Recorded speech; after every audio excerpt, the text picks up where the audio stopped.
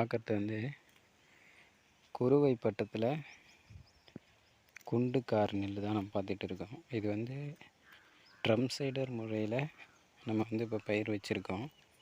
Drum cider முறையில் வைக்கிறதுனால நாற்றாங்கால் ready பண்ணுறது மிச்சம், நாற்று பிடுங்கி நடுற ஆள் மிச்சமாகுது.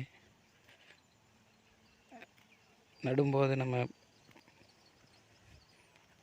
பெண்களை வச்சு நடுவோம் இல்லையா, அந்த ஆட்களும் ஒரு 20 ஆள் 25 ஆள் நடுவோம் ஏக்கருக்கு, அந்த ஆட்களும் மிச்சமாகுது.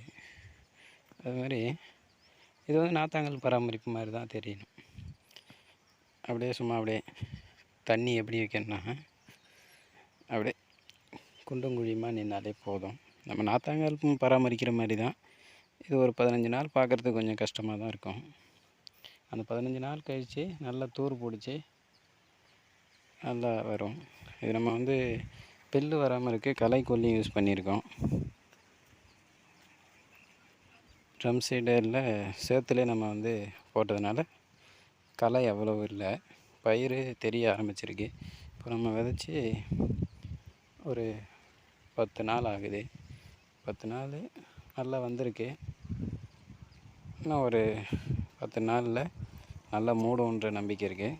அதனால் விவசாயிகள் இந்த மாதிரி ட்ரம் சீடர் மூலமாக பயிர் வைக்கிறதுனால நமக்கு செலவு மிச்சமாகும்.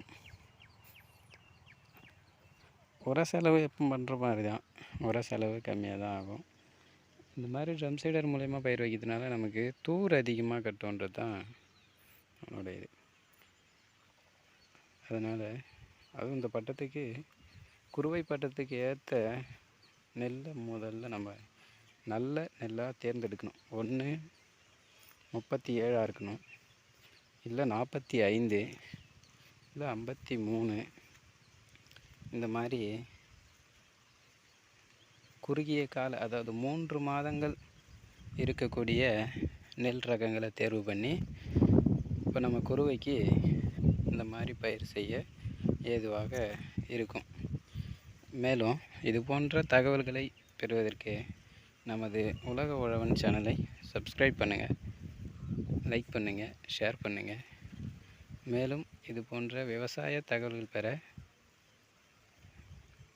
நம்ம சேனலில் வரும் வீடியோக்களை தொடர்ந்து பாருங்கள், ஆதரவு தாருங்க. நன்றி, வணக்கம்.